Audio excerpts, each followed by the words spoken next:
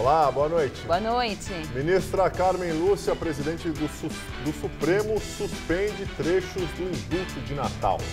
O decreto de Temer foi criticado por abrandar regras para a redução de pena.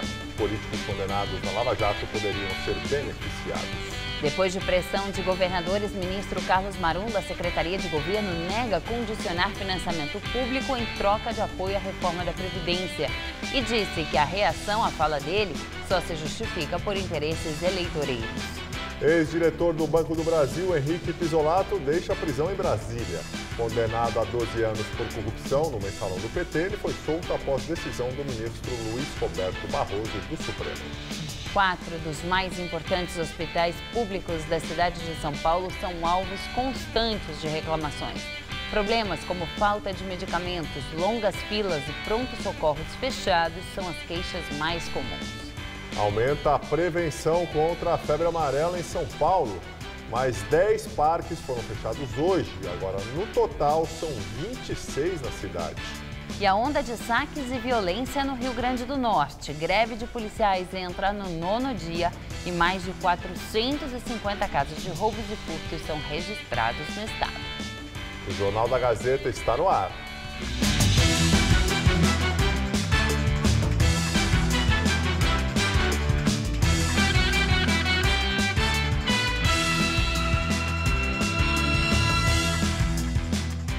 Falta de medicamentos, longo tempo de espera, fechamento de pronto-socorro.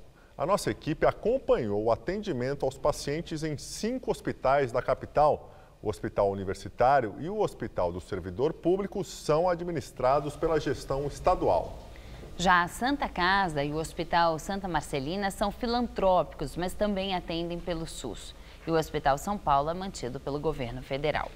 Foram 3 dias acompanhando com o celular o atendimento aos pacientes do SUS em 5 hospitais.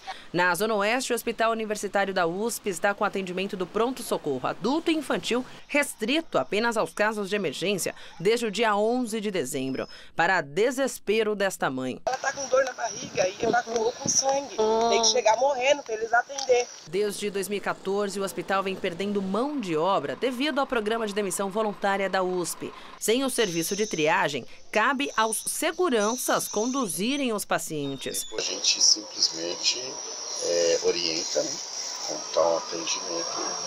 E daí a pessoa insistir, a gente vai encaminhar para o médico é que vai dispensar, porque a gente não pode dispensar ninguém, né? Na Zona Sul, no Hospital São Paulo, vinculado à Universidade Federal do Estado, sabe o que falta? Falta tudo. Aqui nós não temos condições de trabalho, falta gases, falta medicação. O paciente muitas vezes tem que comprar medicação para fazer o tratamento aqui dentro do hospital, porque não tem. Faltam remédios básicos também na obstetrícia. A gente ainda substituir. Agora mesmo está sem dipirona comprimido ou gota, só tem injetável. Então todas as pacientes que estão internadas comigo estão com dipirona endovenosa, que não é o ideal. Muito melhor você tomar um remédio comprimido, né, do que ficar tomando um soro na veia com o bebê para cuidar. Pelos corredores, macas. Além do teu pai estar no corredor, eu estou sentada aqui na escada. O rombo no orçamento do Hospital São Paulo chegou a cerca de 160 milhões de reais. O hospital explicou que renegociou empréstimos e contratos com fornecedores. Confirmou ainda que pode haver desabastecimento, já que trabalha com estoque mínimo de todos os insumos.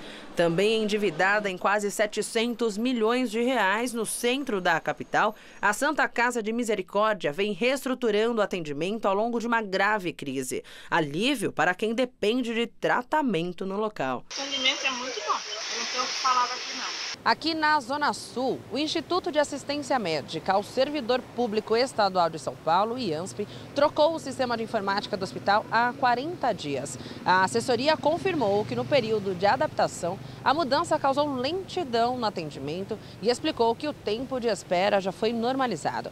Mas os pacientes ainda reclamam, por exemplo, da longa espera para realizar exames, como o de sangue. Você chega às 7 horas, 7h10, uma última vez que eu vim aqui, eu fiquei ser atendido tipo 9h30 da manhã. Isso já tem que ficar 12 horas de jejum, aí você já espera mais 2, 3 horas, você vai para 15 horas de jejum, então é um problema, né? Na Zona Leste, problemas no Hospital Santa Marcelina, que oferece 87% dos serviços ao SUS. O aviso na porta do PS informa que o local foi fechado pela Vigilância Sanitária Estadual por superlotação. Desde o dia 30 de novembro, apenas casos graves com risco de morte estão sendo atendidos. Só se chegar com parada cardíaca. Além do PS, a UTI e o setor de quimioterapia seguem interditados. A assessoria explicou que todos os documentos exigidos para a reabertura dos locais foram entregues dentro do prazo. Ainda não há uma data para a normalização do atendimento. Nós não temos hoje um programa de saúde como se tem numa teoria na prática. O UPA não resolve. O UBS não tem prazo para atendimento. E saúde não tem como você ficar esperando. O Hospital Universitário não respondeu aos nossos questionamentos até a exibição desta matéria. Questionado sobre a demora no atendimento para a realização de exame de sangue, o Hospital do Servidor Estadual também ainda não se manifestou. 6 ônibus são incendiados na região metropolitana de Belo Horizonte. Ninguém foi preso. Em 2 ônibus foram deixados bilhetes com os motoristas pedindo melhorias no presídio Dutra Ladeira, em Ribeirão das Neves, região metropolitana de Belo Horizonte. Segundo os bilhetes, os detentos estão sendo agredidos. Para a Secretaria de Estado de Administração Prisional, não é possível estabelecer uma relação entre os ônibus incendiados e o sistema prisional até que a Polícia Civil conclua as investigações criminais. Desde janeiro, 21 ônibus foram incendiados na capital mineira. No Rio Grande do Norte, mais saques e violência. Há 9 dias sem policiamento nas ruas, mais de 450 arrombamentos, roubos e furtos foram registrados no estado. Na noite de ontem, motos foram roubadas e bicicletas furtadas de uma delegacia da Polícia Civil na zona norte de Natal. Na manhã de hoje, pelo menos 5 homens armados fizeram um arrastão em quiosques de celulares de uma loja da C&A no centro de Natal. Vários estabelecimentos fecharam as portas como medida de segurança. Nesta madrugada, em Mossoró, câmeras de vigilância das lojas flagraram a ação dos saqueadores. Mesmo depois da decisão judicial que considerou a paralisação ilegal, os PMs decidiram manter a greve. Desde a terça-feira, dia 19, a Polícia Militar não sai às ruas e a Polícia Civil trabalha em regime de plantão. Os bombeiros também estão parados. Eles reivindicam o pagamento de salários atrasados e melhores condições de trabalho. O ministro da Defesa, Raul Jungmann, do PPS, levantou a suspeita hoje de que o alto número de armamentos encontrados em penitenciárias estaduais são fruto de algum tipo de acordo entre os estados e o crime organizado. Em balanço apresentado, o Ministério da Defesa informou que a Operação Varredura, realizada pelas Forças Armadas, encontrou 10.882 armas e objetos perfurantes em 31 presídios brasileiros vistoriados neste ano. Em média, havia aproximadamente uma arma para cada 2 detentos. Sobre a presença das Forças Armadas no Rio, o ministro disse que o governador Luiz Fernando Pezão, do MDB, já fez a solicitação para a permanência dos militares no estado e a resposta deve ser dada até a semana que vem. 3 pessoas foram mortas na noite de ontem em uma operação da Rota no bairro de Jardim Eldorado, zona sul de São Paulo. De acordo com a Polícia Militar, foram apreendidos 12 quilos de cocaína, 3 veículos, dinheiro e 5 armas no local que teria sido alvo de investigação após uma denúncia anônima. O boletim de ocorrência registrou que os policiais foram recebidos a tiros pelos homens que faziam segurança no imóvel onde estariam as drogas, o que ocasionou um tiroteio. Nenhum policial foi ferido. O caso foi encaminhado para o Departamento de Homicídios e Proteção à Pessoa. E daqui a pouco, Maria Lídia Flandoli entrevista a advogada Maíra Cardoso Zapater sobre os direitos humanos no Brasil. Às vésperas da festa da virada do ano, quem adiantou a descida para o litoral encontrou trânsito e tempo ruim. Quem decidiu se antecipar e pegar a estrada rumo ao litoral, acredite, já encontrou lentidão pelo caminho. 10 horas da manhã e o trânsito na rodovia dos imigrantes estava assim, intenso. A concessionária que administra o sistema Anchieta Imigrantes calcula que 750 mil veículos desçam a serra neste Réveillon. O tempo também não ajudou. Tinha chuva fraca e muita neblina. E não pense que na praia a situação estava diferente. Todo mundo esperava o sol aparecer. Charles veio com a mulher e as 2 filhas passar o fim de ano em Praia Grande. Hoje, saiu mais cedo do mar. Hoje o tempo não ajudou muito, né? Não ajudou, mas as crianças forçam a gente a sair de casa. Eu não queria vir, mas eles acabaram me convencendo de vir para cá. Aí, aproveitando agora para casa, mais tarde voltar para cá. Dilma, há 20 anos, tem uma barraca na praia. A comerciante espera que o tempo melhore para aumentar as vendas. O melhor período do ano é esse. Essa primeira semana de janeiro agora, que começa finalzinho de dezembro, esse é o melhor tempo para nós trabalhar e ganhar o nosso dinheirinho. De acordo com o Ministério do Turismo, Praia Grande é o 4º destino mais procurado pelos brasileiros neste verão, ficando atrás apenas da capital paulista, de Florianópolis e também do Rio de Janeiro. De um total de 74 milhões de viagens previstas no país, pelo menos 2 milhões têm como destino o litoral sul de São Paulo. Thaís e o marido vieram de Campinas para curtir a praia. A diversão maior é a praia mesmo, então a gente vem aqui, fica sentado um pouco, distrai um pouco a cabeça. Renova a energia. Renova a energia para mudar um pouco do estresse lá da cidade. Essa turma grande aí é de Diadema. Será mais um Réveillon feliz com a família, mesmo se o tempo não colaborar.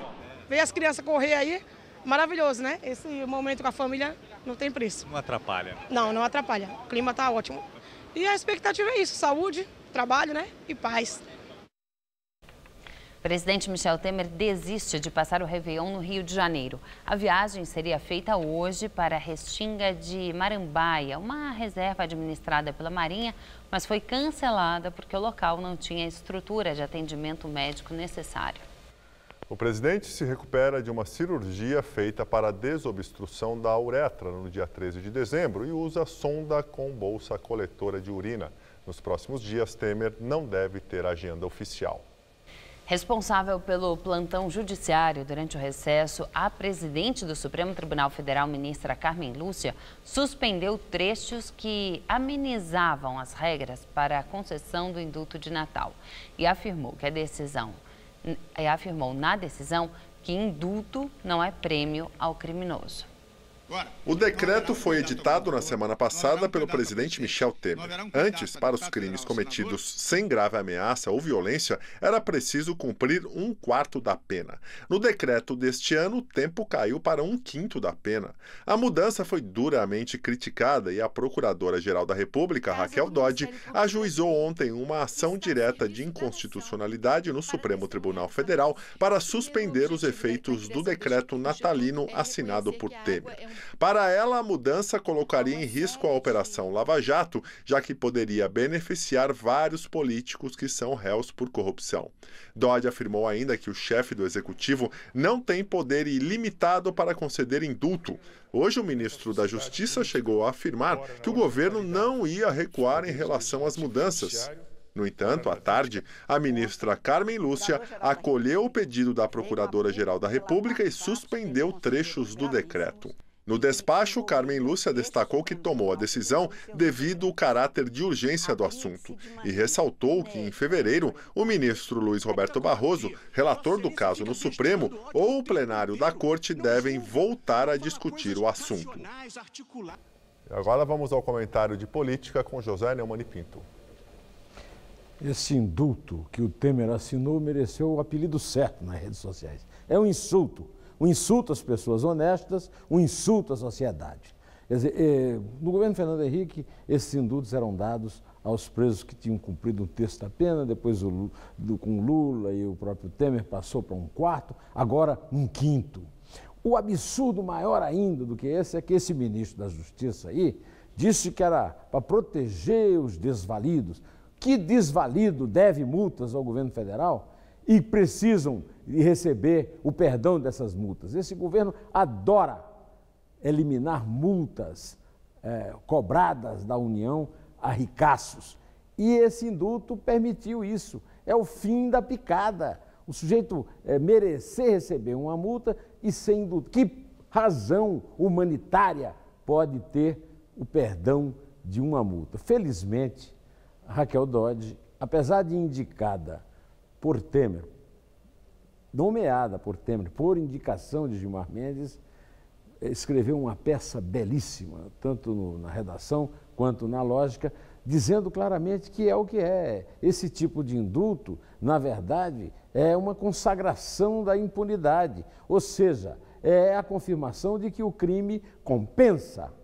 Carmen Lúcia aceitou o documento e agora o assunto vai ser discutido em fevereiro, mas aí tudo indica que é 5-5, que a Carmen Lúcia dará o voto de Minerva. Se ela confirmar essa decisão, o indulto voltará às suas origens. A verdade é que depois que ganhou as 2 votações na Câmara e não foi investigado, o Temer está usando aquele truque do malandro a quem você dá a mão e ele puxa o seu braço.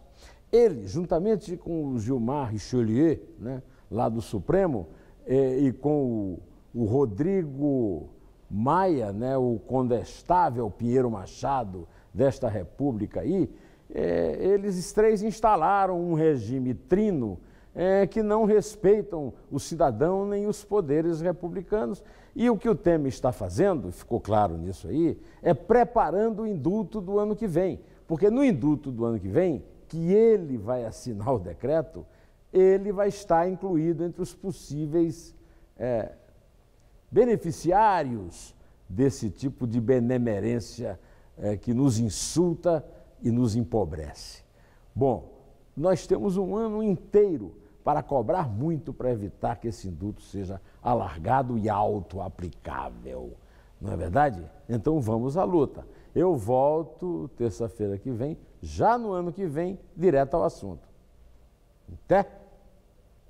E depois da polêmica causada pela declaração de que o governo federal vai socorrer apenas estados endividados que apoiarem a reforma da Previdência no Congresso, o ministro Carlos Marum, da Articulação Política, divulgou nota pública negando que esteja chantageando os governadores estaduais. Na terça-feira, o ministro Carlos Marum disse em Brasília que o governo negociava a reciprocidade de votos para a reforma da Previdência entre os governadores endividados que estejam interessados na obtenção de financiamento junto a bancos públicos como a Caixa e o BNDES. Se são na Caixa Econômica, no Banco do Brasil, no BNDES, são ações de governo. E, nesse sentido, entendemos que deve, sim, ser discutida com esses governantes alguma reciprocidade no sentido de que seja aprovada a reforma da Previdência, que é uma questão que nós entendemos hoje devido à morte para o Brasil. A declaração de Marum gerou revolta entre os governadores do Nordeste que divulgaram uma carta pública destinada ao presidente Michel Temer em que criticam o ministro.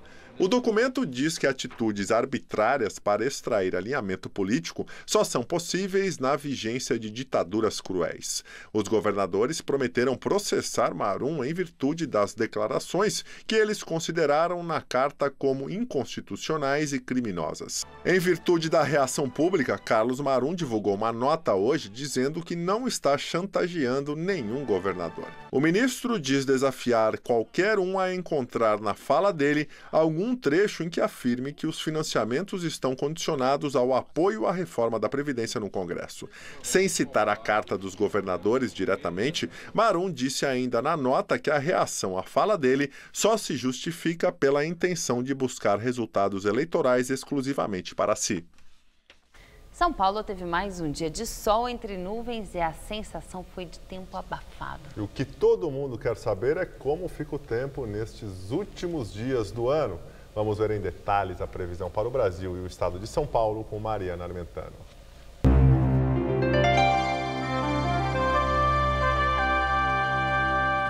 O fim do ano ainda vai ser de tempo instável na maior parte do país. A partir de amanhã, um sistema de baixa pressão começa a se aprofundar ainda mais pelo interior do Sudeste e favorece a formação de áreas de instabilidade. Por isso, pelo menos até o primeiro dia de 2018, há risco de chuva frequente e volumosa aqui em São Paulo, no centro-sul e oeste de Minas Gerais, no Rio de Janeiro, também no Paraná e no Mato Grosso do Sul. Vamos ver como será o dia amanhã em algumas capitais? Olha só, em Salvador, máxima de 32 graus, com tempo firme e ensolarado, assim como em Aracaju, onde a máxima vai aos 31. Já em BH chove a partir da tarde, os termômetros ficam entre 21 e 30 graus amanhã. E em Curitiba o dia fica mais chuvoso, com poucas aberturas de sol e máxima só de 21 graus. Para São Paulo, há risco de chuvas fortes nesta sexta-feira, viu? É que áreas de instabilidade continuam espalhando muitas nuvens carregadas, mas na maior parte do estado as pancadas acontecem mais a partir da tarde. Só no centro-leste, o que inclui o litoral e aqui a capital, é que as chuvas começam já pela manhã. Mas o calor continua intenso.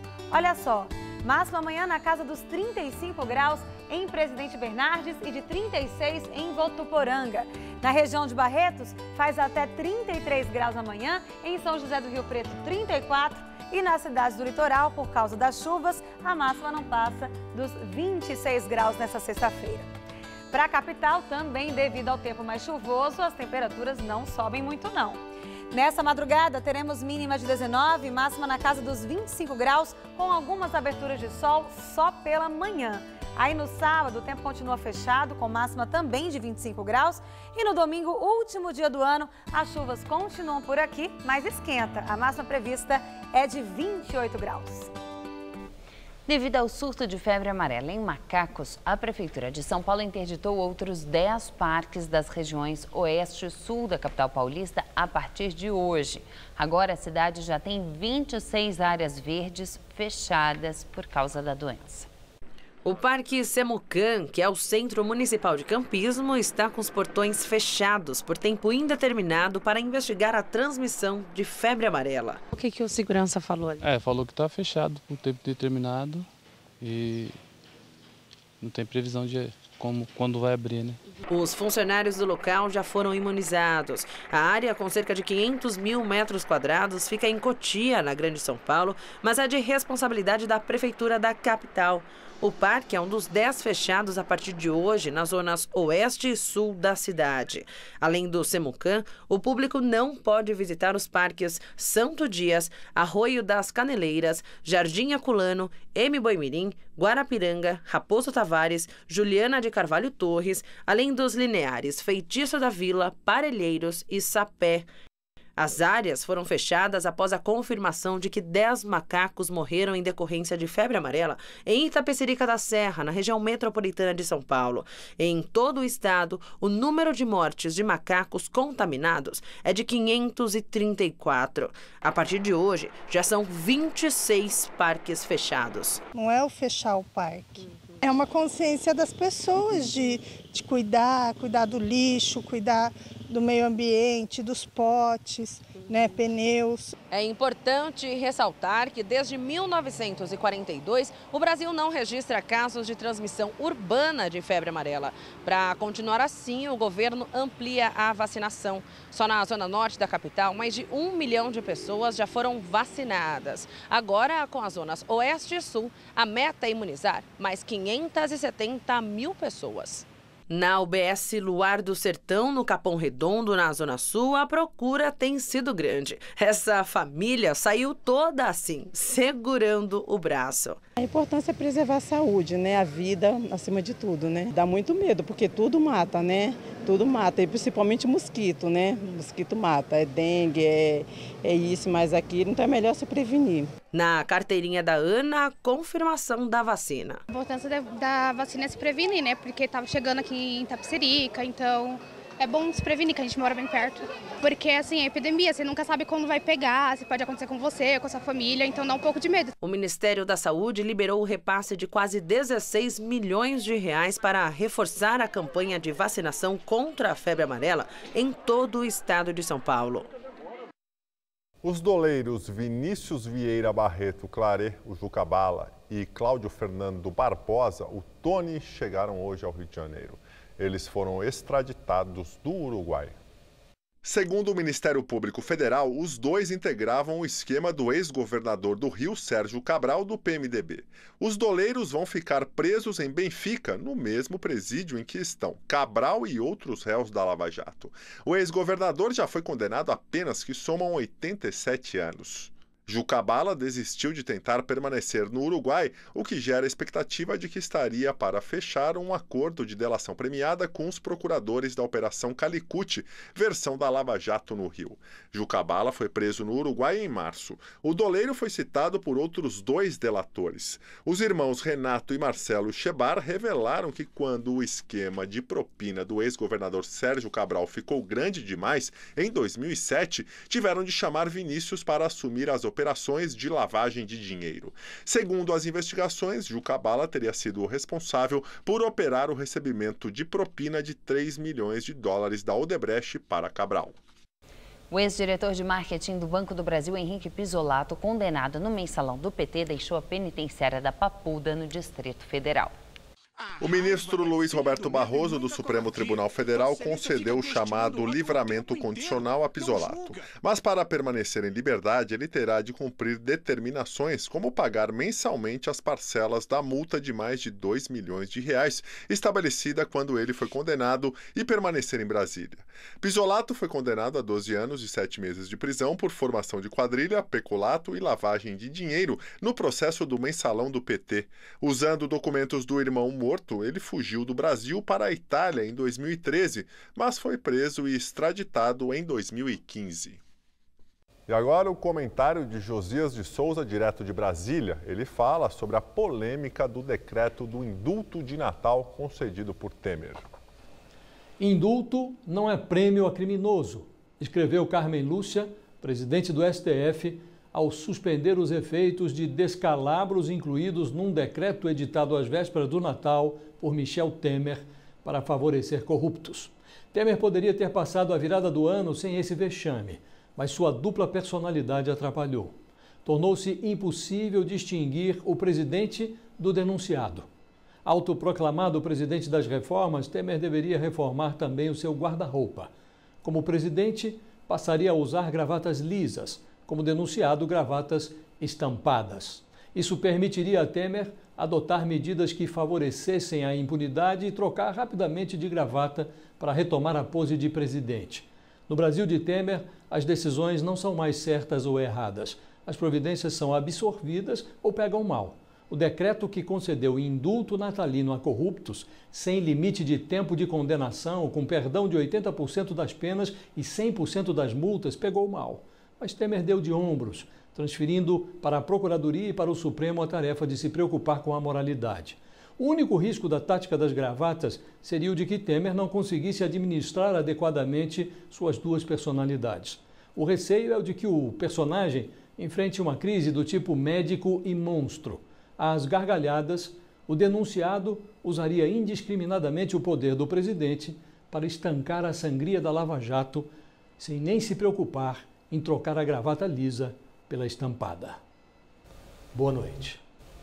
O presidente da Rússia, Vladimir Putin, afirmou que a explosão ocorrida ontem, que atingiu um supermercado em São Petersburgo e deixou 13 feridos, foi um ato terrorista. Segundo o presidente russo, devido ao aumento das ameaças hostis no país, os agentes de segurança, cujas vidas forem ameaçadas por terroristas, devem atirar para matar, se necessário. Investigadores abriram um inquérito sobre a explosão de ontem, que disseram ter sido causada por uma bomba caseira feita com pedaços de metal. Relatos da imprensa afirmam que a bomba estava escondida em um guarda-volumes, onde clientes deixam seus pertences. O Estado Islâmico assumiu a autoria do ataque contra um centro cultural que deixou 41 mortos no Afeganistão. O atentado, feito com um homem-bomba, teve 3 explosões simultâneas e aconteceu contra um prédio no oeste de Cabul, uma região com população predominantemente xiita, uma minoria no Afeganistão. Segundo testemunhas, a maioria das vítimas era de estudantes. Além dos mortos, pelo menos outras 84 pessoas ficaram feridas no local, de acordo com o Ministério da Saúde. O governo do Afeganistão disse que o atentado no centro cultural foi um imperdoável crime contra a humanidade e prometeu destruir os grupos terroristas que atuam no país. O Índice Geral de Preços Mercado, usado para reajustar a maioria dos contratos imobiliários, termina 2017 com deflação de 0,52%. Segundo a FGV, a queda dos preços no atacado ajudou a derrubar o índice. Apesar da queda no ano, em dezembro a inflação do aluguel subiu 0,89%. As contas do setor público, que engloba União, estados e municípios, tiveram em novembro déficit de 909 milhões de reais. Segundo o Banco Central, apesar do rombo, este foi o melhor resultado para novembro desde 2013. No ano, as contas públicas estão no vermelho em pouco mais de 78 bilhões de reais, o equivalente a 1,31% do produto interno bruto. E agora vamos ao comentário de economia com Denise Campos de Toledo. A meta deste ano de um déficit de 159 bilhões de reais vai ser cumprida. Mas isso não significa um grande avanço no gerenciamento das contas. Mesmo com o corte de gastos e receitas atípicas, como refis, repatriação de recursos, concessões, vai ser mais um ano de um imenso rombo das finanças, de incapacidade de o governo gerar superávites para barrar o aumento da dívida pública, que já representa 74,4% do PIB, apesar do impacto positivo da inflação e dos juros básicos mais baixos sobre o aumento dessa dívida. E para 2018, está previsto um cenário bem parecido. A meta vai ser a mesma, com o governo ainda tendo de se virar para garantir esse resultado. O esperado crescimento maior da economia, que deve reforçar a geração de impostos, já não vai ser suficiente para assegurar algum reequilíbrio.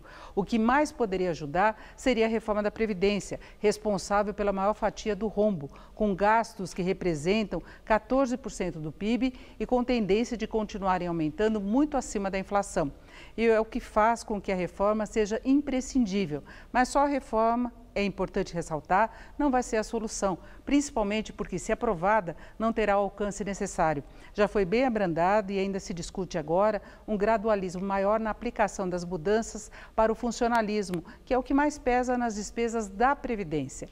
Tem muito servidor que ganha muito pouco em áreas prioritárias. Não há dúvida quanto a isso. Estou falando dos privilégios de várias áreas do governo, do judiciário, do legislativo, que já têm salários muito acima da média e depois também recebem benefícios bem superiores ao teto do setor privado. A reforma, para ser eficaz, em princípio, tem de estabelecer uma situação mais igualitária, depois o aumento do período de contribuição e da idade mínima. Mas é preciso ir além da Previdência. Há necessidade de uma redução da folha de salários, de desperdícios, de gastanças com mordomias. Ainda tem a corrupção, o desvio de verbas, que não parou, mesmo com todas as investigações em andamento. Toda hora surge um novo caso. E tem as desonerações, incentivos equivocados, ineficiência na aplicação dos recursos. Sem uma revisão geral dos gastos públicos, com a reforma da Previdência, podemos chegar a uma situação insustentável, que pode levar até uma reversão do processo de retomada do crescimento com estabilidade. No próximo ano, a situação ainda vai ser administrável. Há risco de rebaixamento da nota de avaliação do Brasil por essa situação fiscal. Há risco também de uma maior instabilidade do mercado, do dólar, com alguma pressão sobre a inflação. Mas a economia entrou no embalo cíclico de mais crescimento que parece garantido. A expansão pode ser menos ou mais intensa, mas deve ser maior que a deste ano. O problema ficaria para o próximo governo, que teria de propor ajustes ainda mais sérios para não deixar o país entrar de novo numa situação de crise. Não tem muito como fugir desses ajustes, não. A agenda está colocada. Sem isso, a economia não volta para os trilhos. Boa noite. Após um ano sem reajuste, as passagens de ônibus, trem e metrô vão ficar mais caras. A partir de janeiro, o valor da tarifa vai passar para R$ 4,00. O aumento começa a valer a partir do dia 7 de janeiro, um domingo. Com o acordo entre a Prefeitura e o Governo do Estado, todas as tarifas vão sofrer reajuste. A passagem de R$ 3,80 sobe para R$ 4,00, aumento de 5,26%. Para o governo tucano, a alteração está abaixo da inflação acumulada desde o último reajuste, no início do ano passado. Ainda segundo as gestões municipal e estadual, se toda a inflação do período fosse aplicada, o valor seria de R$ 4,12. No bolso do trabalhador, a mudança vai pesar. Está muito caro, entendeu? E o salário também não está à altura para estar pagando esse valor. E eu não só pago só para mim, eu pago para minha filha, então gasto muito. Pesado, eu ganho R$ 1.000, eu gasto 200 de condução, vou fora os descontos, fazer o quê? O sistema de ônibus da capital opera com cerca de 14 mil veículos, transportando 6 milhões de passageiros por dia. Com o aumento da tarifa, o valor da integração entre ônibus e o transporte de trilhos, metrô ou CPTM, também sobe de R$ 6,80 para R$ 6,96, quase R$ 7. O custo do bilhete mensal comum, válido apenas para ônibus ou trens, sobe de R$ 190 para R$ 194,30. O bilhete mensal integrado, com ônibus e trens, de R$ 300 para R$ 307. Quem recarregar o bilhete até às 11h59 da noite do dia 6 de janeiro, no sábado, continua pagando o valor antigo até o crédito acabar. Fica com medo até da empresa escolher quem mora mais perto de casa. Exatamente, ou falar assim, a gente vai pagar uma condução. Se você usar metrô e ônibus, aí é por sua conta. Ônibus lotado, quebrado, sem ar-condicionado, fica difícil.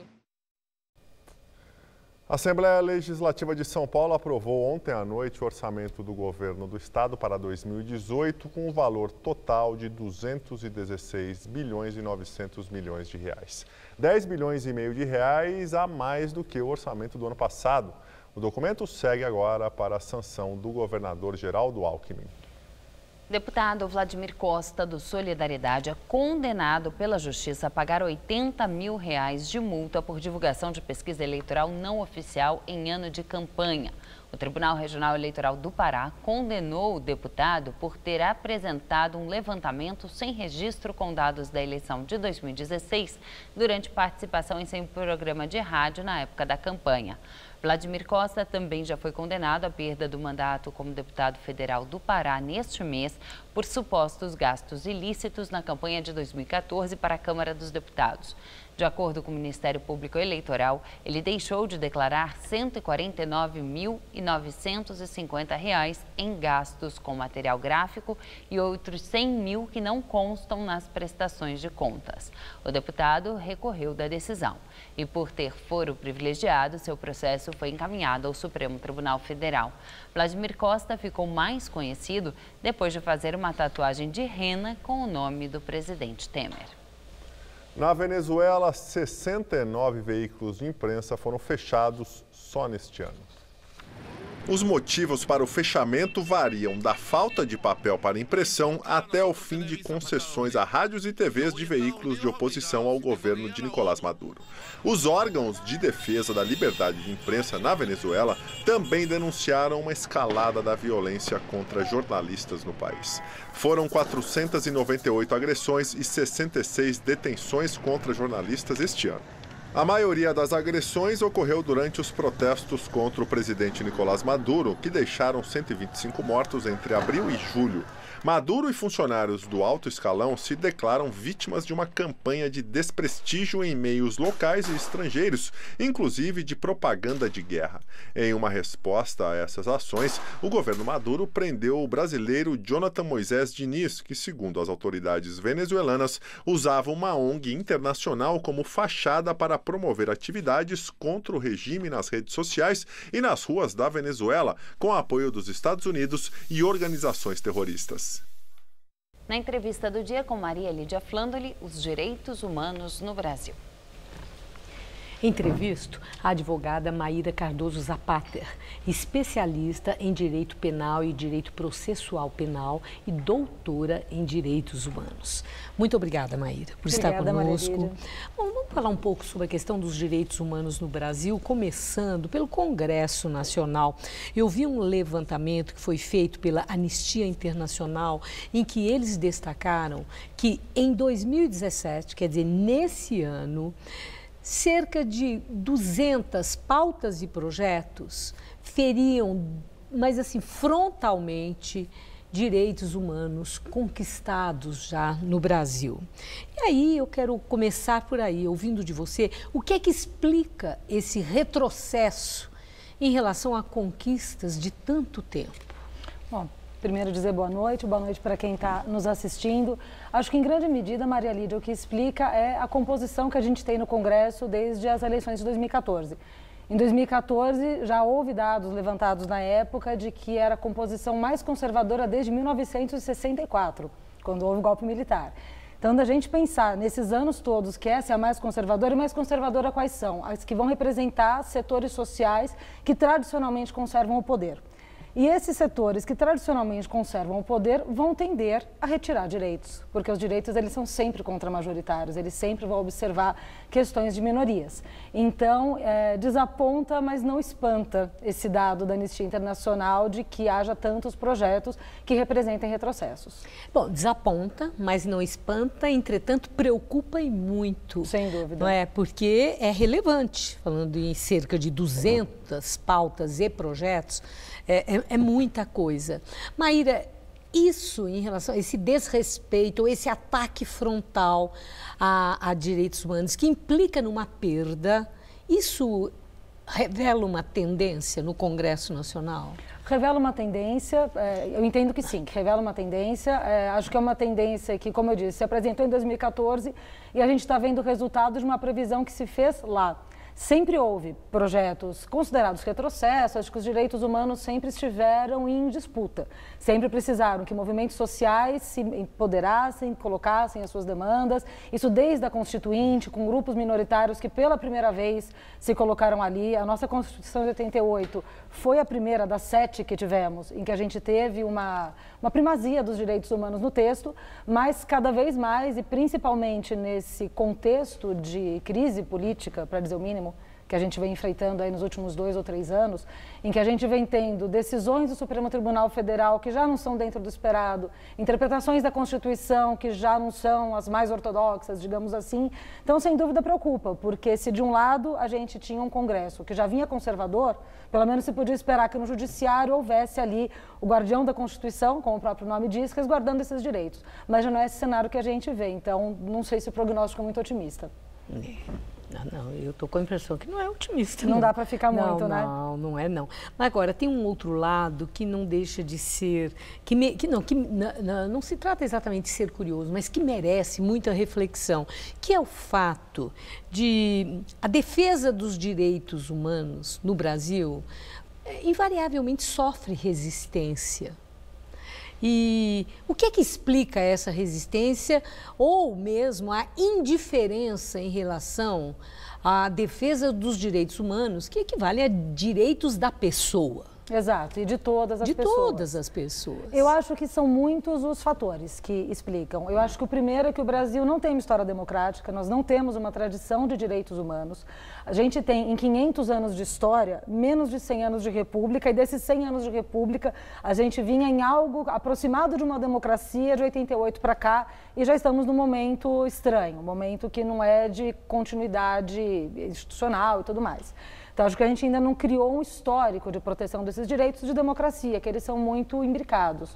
E as primeiras vezes que se começou a ter movimentações em defesa dos direitos humanos no Brasil foi muito em relação às pessoas presas por motivos políticos, em especial na última ditadura do período militar. E se fez uma associação aí no senso comum, aí por desconhecimento, de achar que direitos humanos é direito de preso, portanto defender direitos humanos, defender direito de preso, é defender condenado de crime, é defender crime, e se faz essa mistura que é prejudicial para todos. É interessante, usa essa expressão, não é nem de defesa de direito de preso, de bandido. Direitos humanos de bandido. De bandido, defesa de bandido, e isso parece que pegou. Parece que pegou e as pessoas não se veem no lugar de alguém que é titular daqueles mesmos direitos. De dizer, olha, se você... Isso para nem falar de direitos como saúde, educação, moradia, que se distanciam do sistema penal. Que são direitos humanos. Que são igualmente direitos humanos. E quando for essa pessoa no banco dos réus, quando essa pessoa for acusada, indiciada em um inquérito policial, porque isso acontece. Bom, e nós estamos aí à beira, né, do início de 2018. 2018 é o ano em que a Declaração Universal dos Direitos Humanos completa 70 anos. Sim. E é ano eleitoral aqui no Brasil, eleições majoritárias. O que é que o eleitor deve estar atento e cobrar dos candidatos, do seu candidato, prestar atenção se candidato tenha sensibilidade para os direitos humanos, para a defesa dos direitos humanos, e que compromisso que eles assumem, no seu entender, né? Que orientação você dá para cada eleitor no sentido de prestar muita atenção? Olha, acho que é importante ficar atento. Primeiro, o que são direitos humanos? Entender o que são direitos humanos. Não ficar nessa demagogia rasa de achar que defender direitos humanos é defender direito de bandido e defender crime.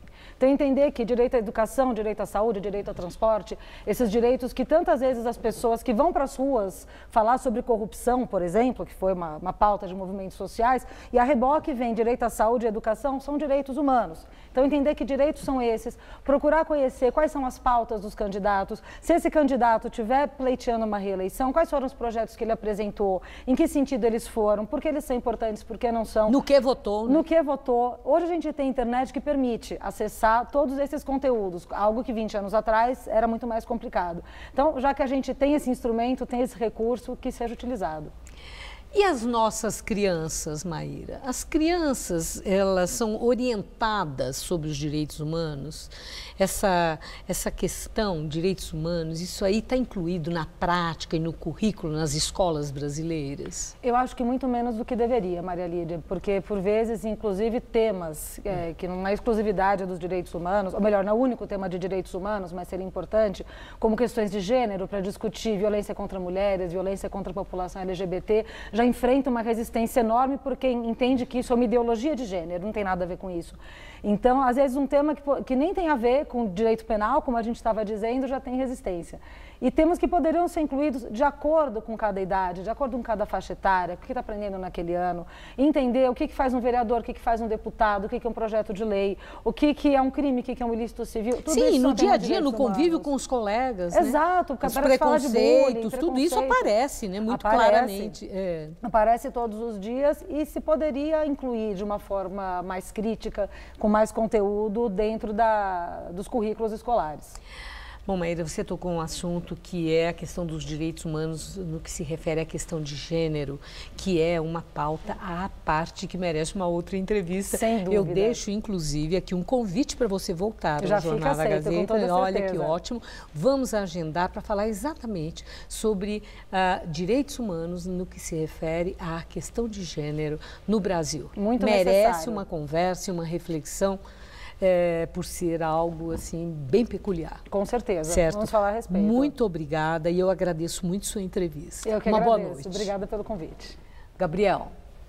E a seguir, contagem regressiva para a corrida de São Silvestre. Preparativos finais para a edição de número 93 da prova, que vai receber milhares de corredores. Até já. O que marcou, o que chocou, o que emocionou. 2017. Que ano foi esse? Confira na Retrospectiva 2017. No Brasil, as denúncias e delações que abalaram o país. A condenação do ex-presidente. O prende e solta da Lava Jato. A explosão da violência. No mundo, as polêmicas de Trump, os protestos na Venezuela, os ataques terroristas nos Estados Unidos, Europa e Oriente Médio e os desastres provocados pela natureza. Retrospectiva 2017, nesta quinta, 10h30 da noite.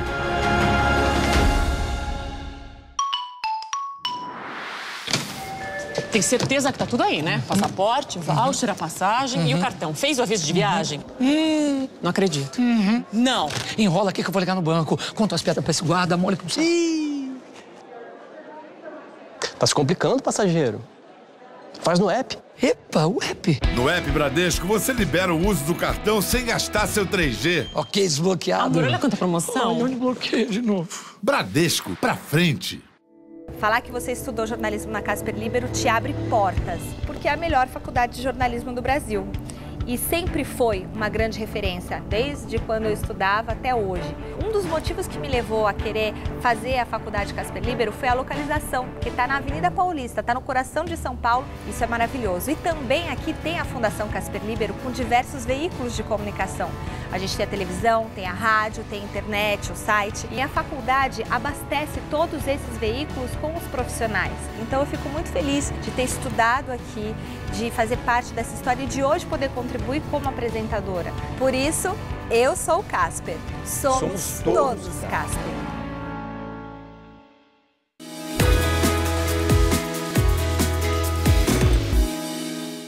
Você já sabe aonde fazer a sua confraternização de final de ano? Comemore no Lelis Trattoria. Pratos para 2 pessoas a partir de R$ 87,00. Condições especiais para grupos e famílias. Nas noites, música ao vivo e estacionamento gratuito. Lelis Trattoria, a melhor opção para comemorar seu final de ano. Rua Bela Sintra, 1849, Jardins. Telefone 3064-2727. lelis.com.br. É Vero, é Lelis. Corrida de São Silvestre. Oferecimento Pautec, a manta líquida que impermeabiliza e colore o Brasil.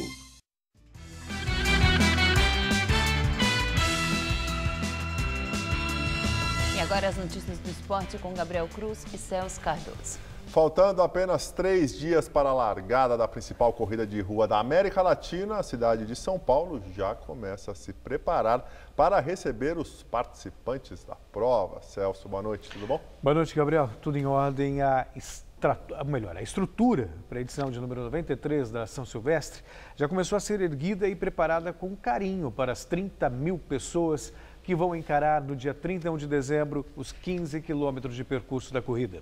Confira. O palco da maior prova do atletismo brasileiro já está sendo montado. Os números da Corrida Internacional de São Silvestre são gigantescos. 2.000 pessoas no staff, 200 profissionais da área médica, 29 ambulâncias, todas com UTI, 4.000 grades de contenção, 20 toneladas de gelo, 700 mil copos d'água, todos distribuídos em 6 pontos de hidratação ao longo do percurso e um na chegada. Por falar em percurso, preste atenção você que vai correr os 15 quilômetros da prova. Para que o atleta oficialmente inscrito se beneficie da prova como ele merece, porque ele pagou para isso, nós temos umas dinâmicas na largada e na chegada. Nós temos a largada um pouco mais para frente, cerca de 200 metros, e com isso a gente aumentou a área de dispersão. Então, quer dizer, isso para privilegiar quem está inscrito. O atleta vai chegar aqui no domingo, vai saber o seu setor, entrar pela rua determinada para cada setor escolhido por ele, para que não tenha nenhum problema. Esta é uma das alterações da prova que visa justamente beneficiar o atleta oficialmente inscrito, que vai cruzar a linha de chegada em frente ao prédio da Fundação Casper Libero. Está tudo preparado para atender da melhor maneira possível os 30 mil inscritos. Paulista estará bloqueada para a prova e aberta somente aos atletas que estiverem oficialmente inscritos. Por isso eles só vão ter acesso com a pulseira, especificamente com o número de peito. E acredite, muitos dos 30 mil atletas inscritos ainda não retiraram o kit obrigatório para disputar a prova. Corre, corre que ainda dá tempo. O presidente da FIFA, Gianni Infantino, defendeu hoje o uso da tecnologia no futebol. Não é isso, Celso? Sim, sim. Convenhamos com um certo atraso, inclusive.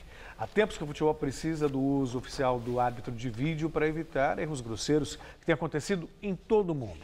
Hoje, o presidente da FIFA deu um passo importante para oficializar de vez a tecnologia nos campeonatos oficiais pelo mundo. Em conferência realizada em Dubai, nos Emirados Árabes Unidos, Gianni Infantino falou sobre vários assuntos relacionados ao futebol.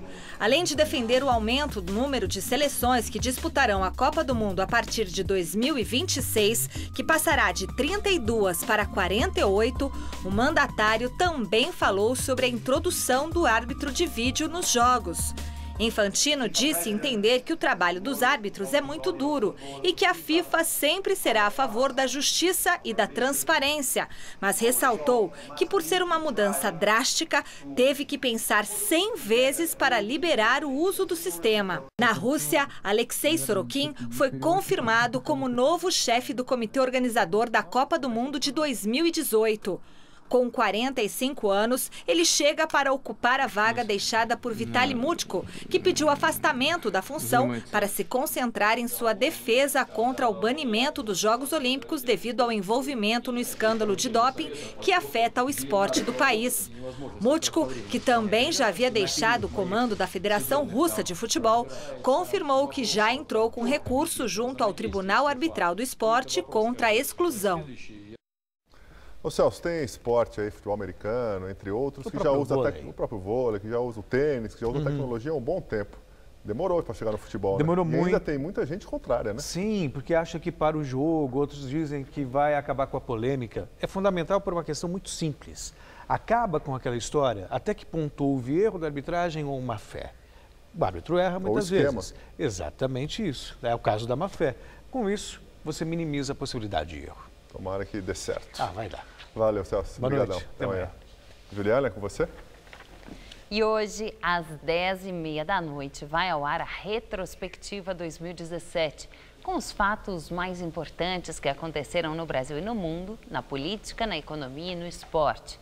Entre os destaques, as denúncias contra o presidente Michel Temer, do MDB, e a condenação do ex-presidente Lula, do PT. O Jornal da Gazeta termina aqui. A edição de hoje pode ser vista no site do Jornal da Gazeta. Nós te esperamos em nossa edição das 10. Até às 10 horas. Boa noite.